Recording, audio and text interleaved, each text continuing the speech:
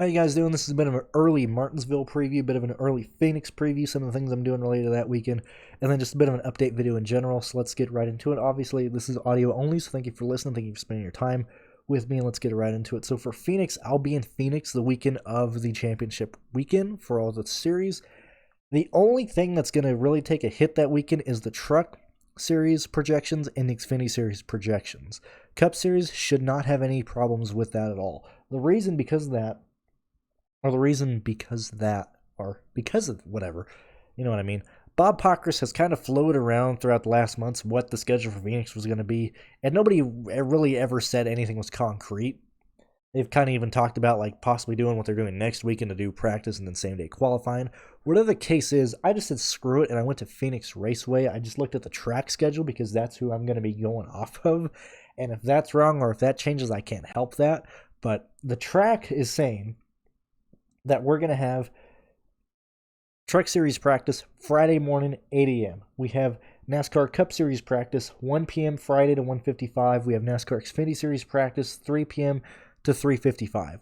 So because of that, obviously I'll be driving Friday. Can't do anything related to Truck Series. My projections will basically be, or on my Patreon, will be where I think people are going to finish, the laps projected, which you should be able to do for the Truck Series anyway, because we already know who the fastest trucks are at Phoenix. I don't imagine qualifying order is going to change that much, but we'll keep a little asterisk by that.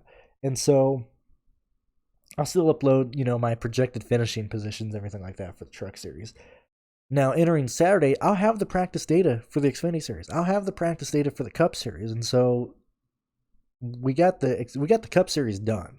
Like, we're good there because the Cup Series, they say that the Cup Series is going to qualify Saturday, 4 p.m. before the Xfinity Series race. And so I can go back to my little hotel Saturday, finish all my projections and stuff for the Cup Series, which a lot of people care about more than the two smaller series anyway. And I can just upload that the evening before the Cup Series race, which is what I already do there. So the Cup Series is not taking a hit whatsoever.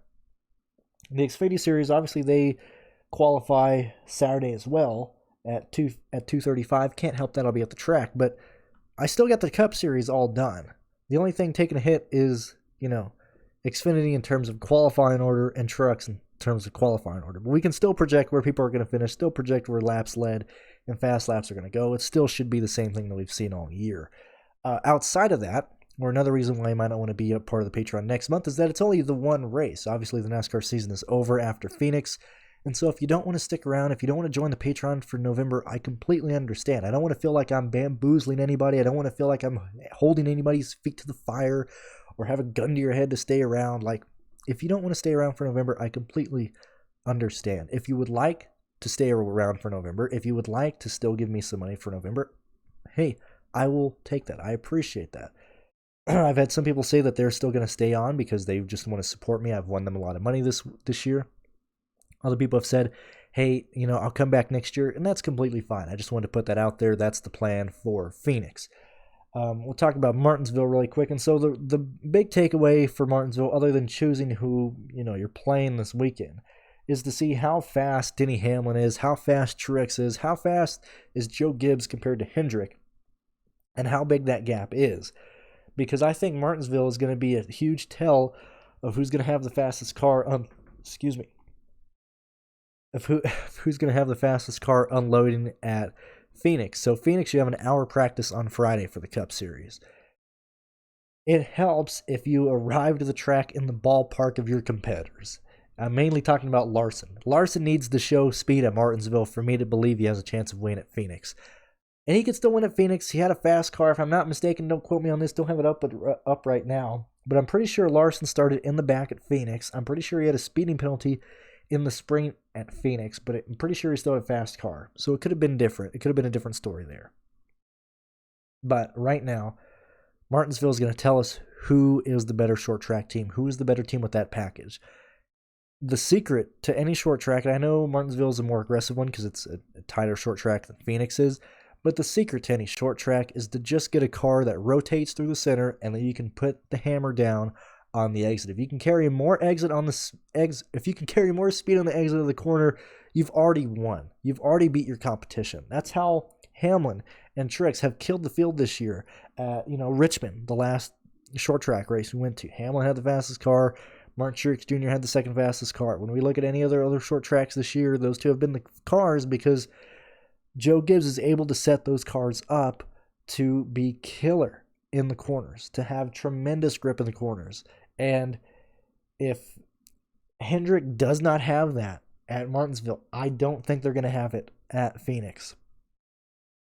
The only thing that might change that is that we're probably going to have the championship 4 guys be the top 4 drivers at Phoenix. And so if that is a case to where, kind of everybody gets out of the championship 4's way and it's just the 4 guys racing for the championship because nobody else wants to really get involved or get in their way, you might have Hamlin and Larson be 1, 2, vice versa, whatever the case is.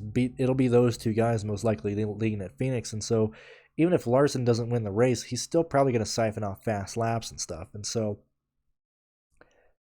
we just need to confirm that at Martinsville. That's really the main thing I'm looking at this weekend at Martinsville is just how close is Larson and Hamlin. And that'll push me to believing in one or the other more going into Phoenix. That's about the only real thing to look at this weekend. Updates for next year. Really haven't decided what I'm doing next year. I'm most likely going to be coming back. I'll probably be doing this again, doing the exact same thing. I think I'm going to increase the price, maybe $1, maybe $2, give or take with inflation. But I might do that. I've helped a lot of people out here. Related to what I'm going to probably offer more is maybe more cores or just be more aggressive. When I started the season and started offering my cores, which is the 3 drivers that I offer that I think you should play in most lines, when I started the season off, a lot of that was like value plays, like the bottom of the lineups, whereas kind of last week, because I had things going on, personally in my life right now, and we didn't do a live show, I just kind of said, fuck it, and just gave out the 3 dominators that I was using in the majority of my lines. And that was Alex Bowman, that was Kyle Larson, and that was William Byron. I just said, fuck it, here, I'm just giving them these guys that I think you should play. A majority of my ownership is to those guys, and obviously they did pretty well. I'm annoyed with Bowman. Like, Bowman is wildly. He's never consistent. It's almost shocking how much it is. Crazy. But the other thing that was crazy that I wanted to bring up was how these contests have gone and the ownership that we've seen since the NFL season has started. It's always been, there's always been a swing in terms of how big the NASCAR contests are, how much content is out there for NASCAR.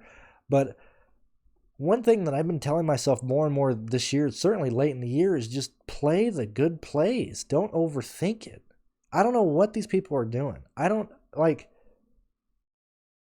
know. We're at the end of the year.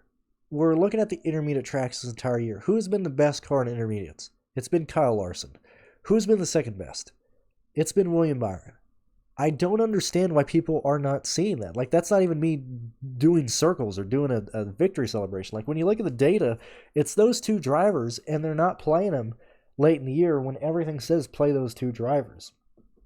And so maybe it shows the same thing here with the short tracks. I don't know, but I'm not saying that to talk shit about anyone. I'm just saying that to me because I'm saying it to me. Obviously, I started all this stuff as like an archive for my opinions if I ever need to listen back at, stuff that I've said, but like, just play the good plays. We don't have to get that drastically different. Sure, if you're making tons of lines, sure, go ahead, start pivoting off of Larson here and there in case he, has a heart attack on the grid and doesn't finish the race. But really, outside of that, just play the good plays. Play the people you should do. One of my thoughts is, I think I see that a lot in football. Like, I don't play NFL DFS. I thought I would, just kind of got bored. Like week 3, I was like, fuck it, I'm bored. I don't want to sit here and waste my Sundays like this. This last week was probably the first week I played NFL DFS, and it was on Super Draft just because I had some money in my account. I cashed, and the only thing I did was I looked up, I did research like an hour and a half before the slate locked.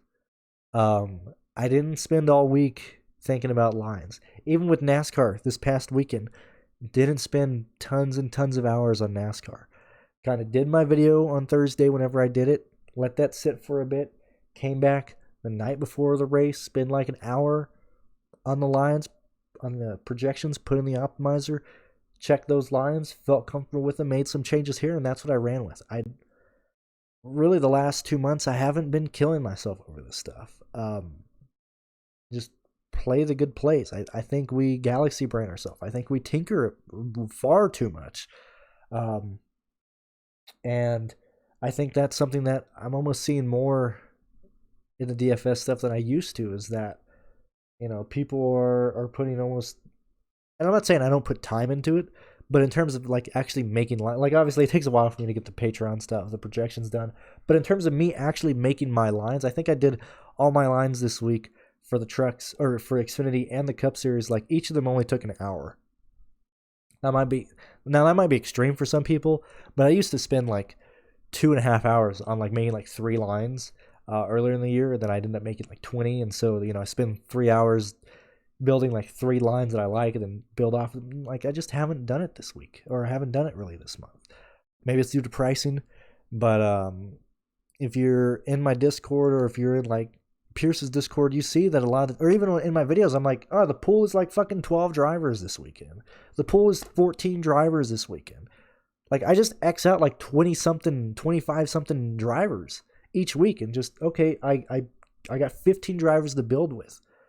Like, I don't know. That's kind of my train of thought. Like I think we're kind of overthinking. Certainly right now, because these contests are small. When NASCAR comes back in February, March, I think you do need to spend that amount of time really honing in on guys you want to be at, because those contests are so big. There's so much more money on the line. But like we're here with the most recent NASCAR contest, and it was 9,800 people. You don't have to get that crazy with less than 10,000 people. Even with a pool of like 15 drivers, we don't got to get that crazy. Like, this is the time of year where I don't mind just making one pivot or something like that, and not even like a drastic pivot. But the ownership just doesn't. It hasn't been equaling. It hasn't been like the ownership on drivers hasn't been equal to their percentage of being optimal. Here's another instance. So like Texas, I thought for sure Byron would be high owned. He was not. He was like 19% owned. I think Byron is like 33% owned this last weekend. I thought he should have been higher. I thought he should have pushed like 38, 40, whatever. When we look at Parker Kligerman. Now, I did not spend a lot of time on Parker Kligerman. I thought Parker would come in around 25% ownership, 20% ownership. That's what I saw him performing at. Now, Parker showed up, blew the doors off of most projections. I think I had him for 35 points. Obviously showed up, whooped some ass. Like, no way we could have projected him to do that well. But Parker at 7% ownership, that doesn't make any sense either. Like, I wrote in my Patreon thing, I didn't write much. I was just like, hey, I'm playing Byron. I'm playing Larson. I'm most likely to play Bowman. Those are my 3 guys. I'm just building differently after that. And then I put Parker seems like a trap. Maybe limit your ownership. And so I played him in 1 line out of my 3. I thought for sure Parker would be like 24% owned. He wasn't. Like, I don't know what these ownerships are doing. I have no idea what is going on this year. It's just baffling. It's weird. Like, I'm not saying I'm not taking victory lap. I just have no clue what's going on. I think people are either like focused on the NFL. Like, I don't know what's going on. But my takeaway that I'm telling myself these next 2 weeks, and that I think you should take away, is just don't overthink it. Play the good plays.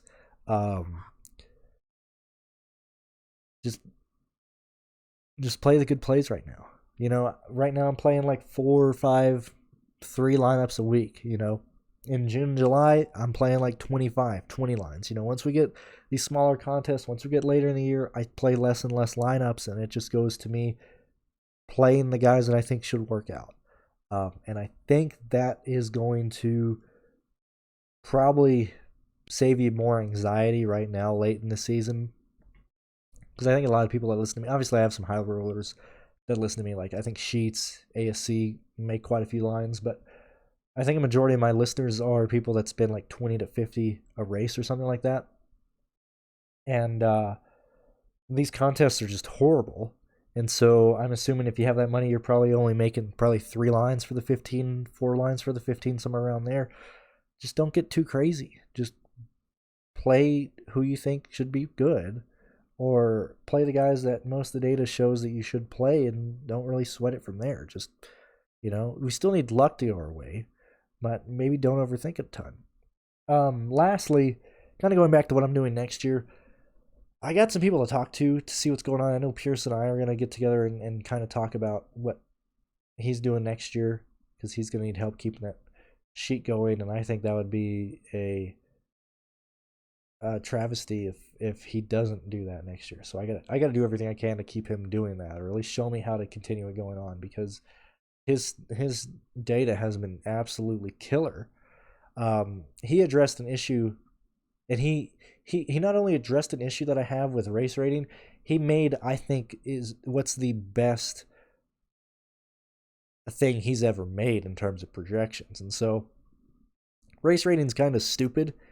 That's just NASCAR trying to be like the NFL and make quarterback rating a thing, and they made race rating a thing to where race rating doesn't really necessarily show anything other than what the leader, how bad the leader kills the field. That's really all race rating does.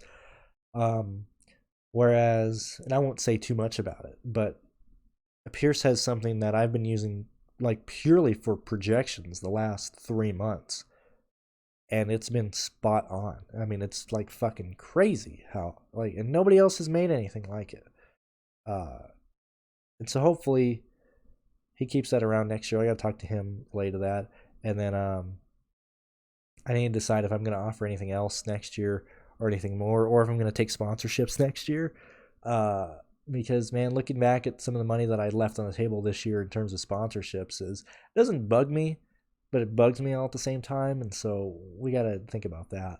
I do have to get things like templates and other things that I want to upgrade for next year, probably started as soon as Phoenix is over, because not only am I covering NASCAR, I've heard from quite a few people from quite a few different places that there's a high chance that F1 is coming to fucking DraftKings. And personally, I hate Formula One. It's just boring. There's like 4 competitive cars. Like it's just extreme domination between like Mercedes. And like it's not fun to watch for me. But I'll probably have to cover that. And I have to assume that it's gonna be in like a captain mode. It has to be in a captain, because there's only like fucking 20 drivers. So it has to be like CSGO in a sense. There's a captain. And the contest cannot be huge because there's only 20 drivers in the pool. Maybe they can be, but like, I really hope it's not true. And I've heard it from so many different people this year. Is that DraftKings will most likely offer F1 next year. And so if they're doing that, that'll be purely data driven for me. I should be able to easily do projections for that, because I already have a lot related to the NASCAR that I could probably just transfer over to F1 if they have a certain scoring.